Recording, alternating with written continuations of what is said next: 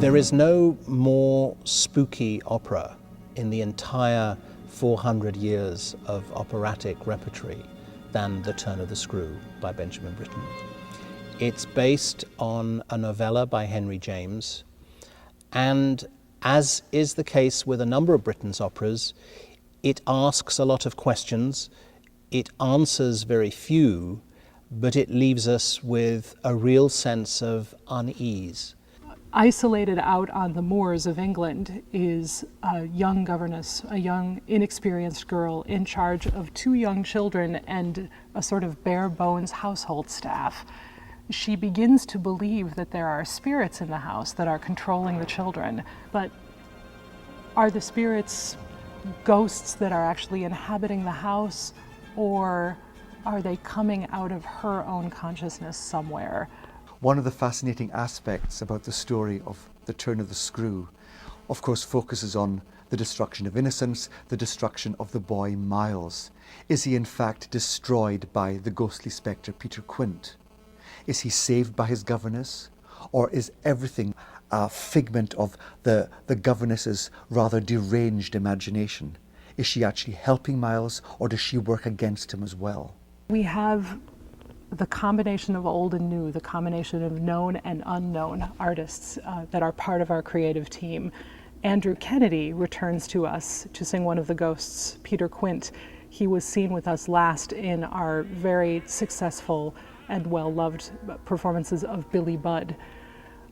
His fellow ghost is very well known to the company, soprano Tamara Wilson, a graduate of our studio program and someone who has been making national and international debuts in the 2 years since she left us.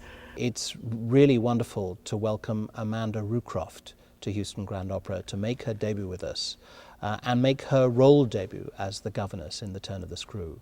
The governess is, I think, a perfect role for her that will really allow her to display her qualities of neurosis, vulnerability, and hysteria.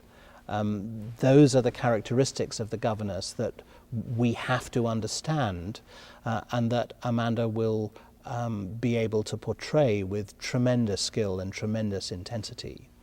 The same dynamic team that has led the other operas in our Britten series will lead these performances of Turn of the Screw. That's our music director, Patrick Summers, and the Tony Award-nominated director, Neil Armfield. One of Patrick Summers' many great qualities is his virtuosity in an enormously wide range of repertoire. The Turn of the Screw is written for a small orchestra, every instrument playing the role of a musical protagonist. And I've no doubt that Patrick's great virtuosity will be seen and heard. Neil is a real specialist in finding theatrical depths in music. He is someone who truly explores opera to find the fusion of music and theatre that I believe in so strongly.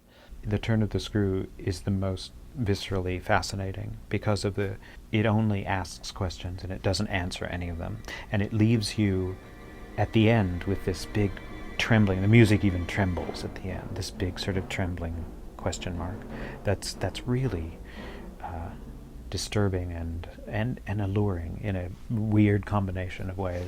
The Turn of the Screw is a perfect vehicle for such exploration. And I'm sure that it will be a memorably haunting, unnerving evening at the opera.